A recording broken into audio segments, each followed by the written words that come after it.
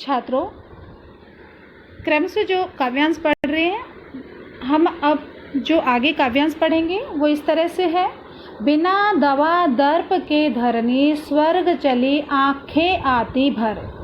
देख रेख के बिना दूध मुही, बिटियाँ 2 दिन बाद गई मर।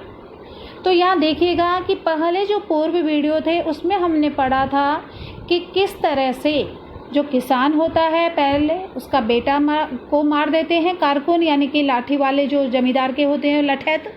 उसके बाद में बचा कुचा घर के अंदर जो बैलों की जोड़ी थी और उसकी एक गाय थी, वो भी किस तरह से किसान ये जो है लठैत वाले यानी कि ज़मींदार उसकी कुड़की नीलामी करवा देते हैं, वो भी किसान से दूर हट जाती हैं। अब उनके पास पैसों की एक कौड़ी भी नहीं रह पाई, अर्थात एक भी पैसा नहीं है।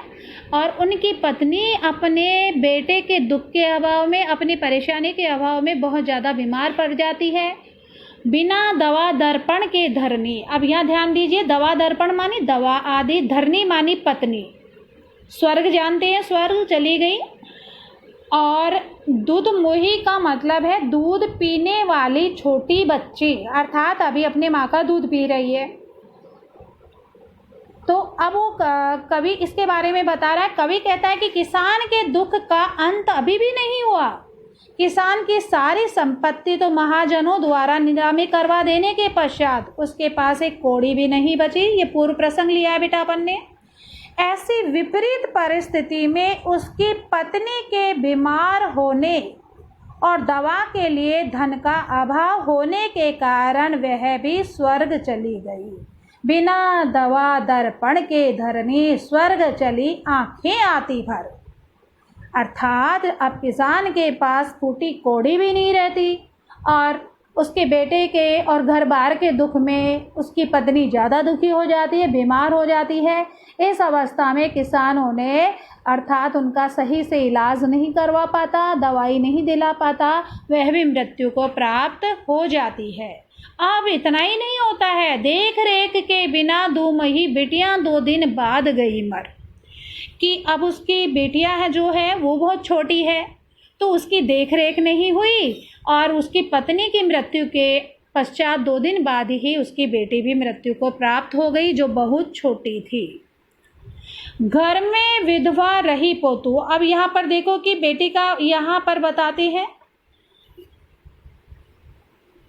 कि किस तरह से किसान के साथ एक के बाद एक घटना हो रही है, यानी कि विपत्तियों ने उसको घेर लिया। बेटा पत्नी में बेटी के काल के ग्रास हो चुके थे। अब केवल घर में पुत्र वधू थी, घर में विधवा रही पोतू। लक्ष्मी थी यद्यपि पति घातिनी। पकड़ मंगवाया कोतवाल ने, डूब कुएं में मरी एक दिन। अब पोतुहु का मतलब यहाँ बेटा पुत्र वधू, यानी पुत्र की बेटे की बहू को पोतुहु यहाँ पर बताया गया है। लक्ष्मी थी। अब ध्यान दीजिएगा कि केवल घर में पुत्र वधू थी और वह उस घर के क्या थी? लक्ष्मी थी। अब पति की हत्या का आरोप उस पर लगाया जा रहा है, जिसे घर की लक्ष्मी कहा जाता था। कि आप देखें कि बेटे की जिंदा जीते हो तो उसकी घर की लक्ष्मी कहा गया, लेकिन जब उसका पति मर जाता है तो उस पर पति मरने के आरोप लगाए जा रहे हैं, जबकि उसका कोई लेना देना नहीं है। पकड़ मंगवाया कोतवाल। अब ध्यान दें, उसे भी एक दिन कोतवाल ने बुलवाकर अपनी वासना का शिकार बना दिया। पकड़ मंगवाया कोतवाल ने, यानी कि जो कोतवाल है पुलिस वाला, एक दिन उसकी पुत्र वधू को अपने पास बुलाता है और उससे दुष्कर्म करता है। वह किसी को मुख दिखाने लायक अपने मुंह यानी कि चेहरा किसी को दिखा नहीं पाती और वह कुएं में जाकर गिर जाती है। अर्थात पहले आप जानते हैं कि पानी की कोई कमी नहीं थी, पहले कुओं में पानी हुआ करता था। तो जो किसान की पुत्र वधू है वो कुएं में गिर जाती है और उसमें इतना पानी होता है कि वो डूबकर मर जाती है। उसके दुखों का इस तरह से, यानी कि अब हम कह सकते हैं कि किसान अपना सर्वस्व लुटाकर नितांत अकेला रह गया है उसके दुखों का कोई अंत नहीं है। अर्थात पत्नी भी मर गई, बेटी भी मर गई, पुत्र वधू भी कुएं में गिरकर मर गई।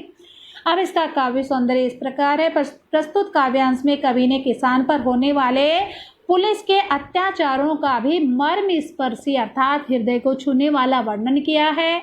उसमें करुण रस की अभिव्यक्ति हुई है। यानी कि पूरी कविता के अंदर हम देखा जाए तो पहले की 2 पंक्तियां छोड़ करके पूरी कविता में करुण रस की अभिव्यक्ति है। दवा दर्पण में द वर्ण की आवृत्ति की वजह से यहाँ अनुप्रास अलंकार है बेटा। ग्रामीण शब्दावली का प्रयोग किया गया है, जैसे लक्ष्मी, पोतुह आदि, और भाषा सहज और सरल है। अब हम आगे का काव्यांश देखेंगे। आगामी काव्यांश इस प्रकार है।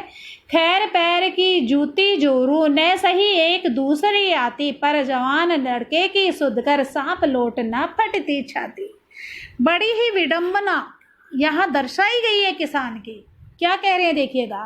खैर पैर की जूती जोरू न सही एक दूसरी आती, पर जवान लड़के की सुध कर सांप लौटते फटती छाती। अब किसान को बार बार उसकी आंखों के सामने उसके बेटे की झलक आती है। वो बेटे को बहुत प्यार करता है। और आपने देखा कि हमारे समाज में बहुत रूढ़ियाँ थी पहले, अब तो काफ़ी रूढ़ियाँ कम हो गई हैं, पढ़े लिखे लोग हो गए हैं। पहले क्या होता था कि औरतों को कुछ समाज में लोग या जातियों में पैर की जूती समझा जाता था कि औरतों की वो लोग कीमत नहीं समझते थे, औरतों के प्रति उनका व्यवहार सही नहीं होता था। तो किसान के मन में भी वही भाव आ रहा है। तो यहाँ पर प्रसंग वही है। प्रस्तुत काव्यांश में किसान की मनोदशा का अत्यंत संवेदनशील चित्रण किया है। कवि कहता है कि पत्नी को आमतौर पर पैर की जूती के समान तुच्छ समझा जाता है। वो जाता है नहीं, उस समय ज़्यादा माना जाता था। अब भी कुछ लोग हैं जो इस तरह की बातें करते हैं। कहा जाता है कि एक नहीं रही तो दूसरी आ जाएगी, कि एक पत्नी मर जाएगी तो मैं दूसरी ले आऊँगा। उसकी मानसिकता के चलते किसान अपनी पत्नी को तो फिर भी भूलने का प्रयत्न करता है कि कोई बात नहीं, पत्नी मर गई, पर अपने जवान बेटे की असमय मृत्यु उसे याद आने लगती है और उसकी छाती पर सांप लौटने लगता है। बेटा ये मुहावरा है, अर्थात उसका दुख असहनीय हो जाता है किसान का।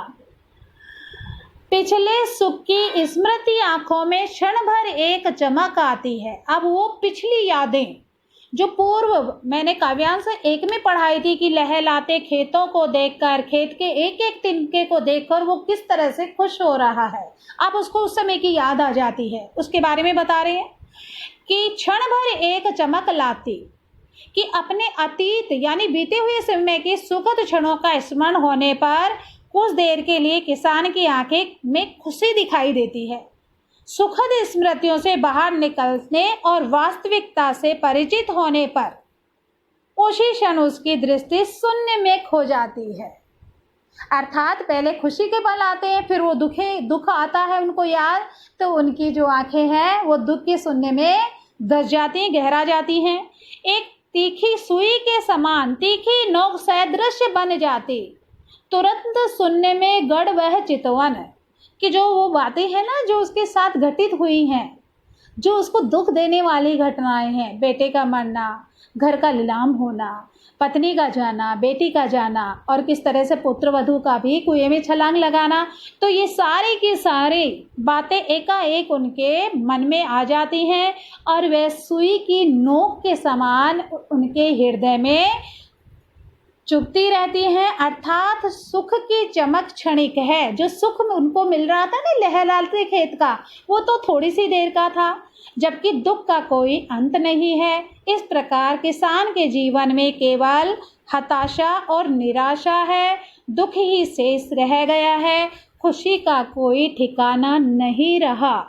तो विद्यार्थी, आने वाले समाज के आप कर्णधार हैं।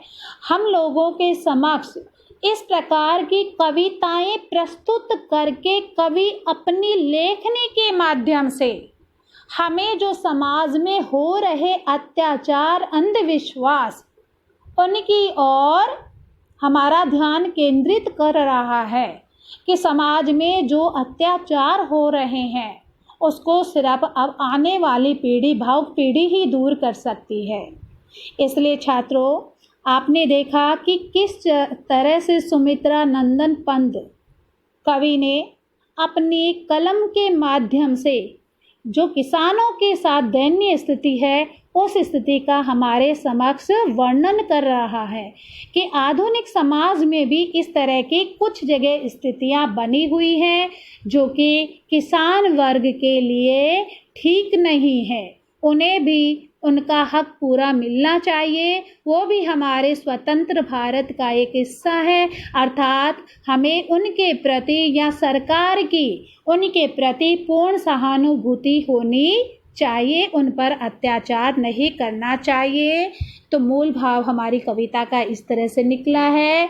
इसमें विभिन्न उदाहरण दिए हैं। कविता सरल है और कुछ शब्दार्थ ऐसे हैं जो हमें तुरंत पढ़कर ही समझ आ रहे हैं। तो मैं उम्मीद करती हूँ बेटा, आशा करती हूँ कि ये कविता बहुत अच्छे से आप लोगों को समझ आ गई होगी। और यदि समझ कहीं नहीं भी आती है तो आप इसे पढ़कर अंडरलाइन करें और मुझसे पूछने की कृपा करें। ज़रूर मैं आपको बताऊंगी। और इस कविता को बेटा अच्छे से पढ़ो और इससे आप लोग भाव, यानी कि हमारा इस कविता के प्रति क्या दायित्व है, उसको भी समझकर हमें समाज में हो रहे विभिन्न प्रकार के रूढ़िवादिता को समाप्त करना होगा। धन्यवाद।